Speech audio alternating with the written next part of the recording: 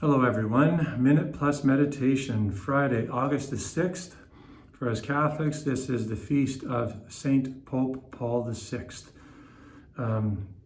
This is the feast of the Transfiguration, a beautiful feast, and the fourth mystery of light in the meditations for the Rosary. So we all know the episode or the encounter. Jesus took with him Peter and James and John, led them up a high mountain. And then he was transfigured before them, and his clothes became dazzling white, such as no one on earth could bleach them. The Father actually speaks. It's one of the two times, I think, only one of two times that it's recorded the Father spoke. So from the cloud they hear the voice of the Father, the first person of the Trinity. This is my Son, the beloved, listen to him.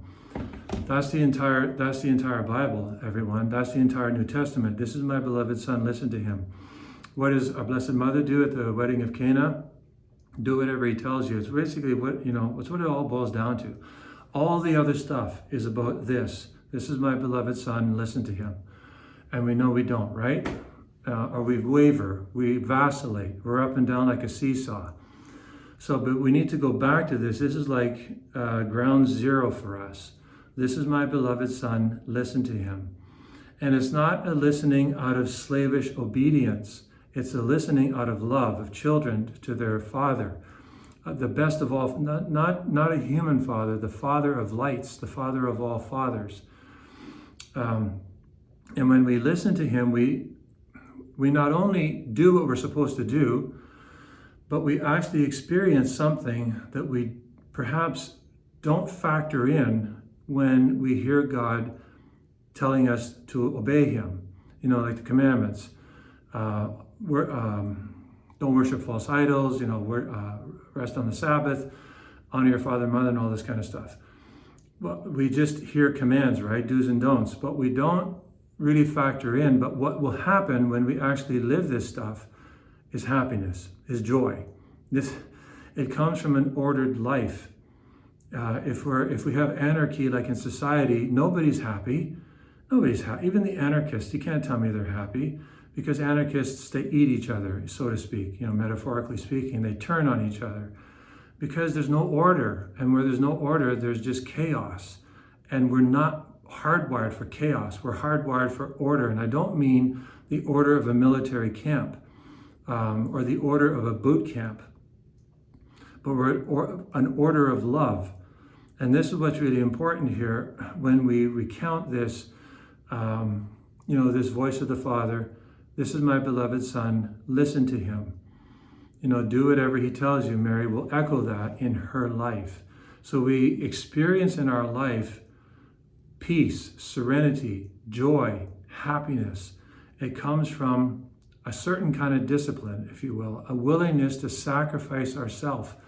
Number one, for God, but also for the good of others, and even for ourselves. I sacrifice myself for myself. Example, I go to whatever our bedtime is, if we're up like an hour later and it's like critical work that has to be done for the next day, fine. But if it's Netflix, you're going to pay a price. You're not being kind to yourself. If you're looking at the screens until you go to bed, you're not being kind to yourself. Because, the whites in the screens, this stuff, I'll just show it to you. This stuff here, that's all very intentional. And it's meant to fire our neurons. So it's like cocaine in the brain. There's so many studies done on this stuff. We have to be kind to ourselves. We have to eat properly. We need other people. Even if you're an introvert, you need other people, even though it's measured. It's not as many as an extrovert.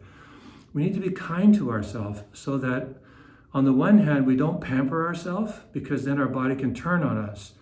It's just like a selfish little brat. But then we're not too harsh on ourselves, because it can rebel against us, and it becomes like this disobedient, rejecting everything kind of child as well. We need to take care of ourselves.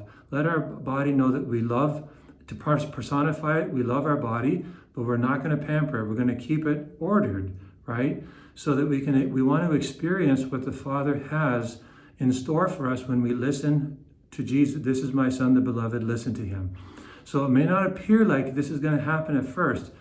Give it a try. God never fails us. The only time that this stuff goes wrong is when we when we apply it inordinately, or we screw it up, or we get it wrong. But when we get it right and we understand this is what it really means to follow God, only happiness. I mean, we're going to have some tension in the world because we're not in a perfect world. But essentially what we're going to experience is peace, joy, and those serenity, those things that we really hunger for in our life.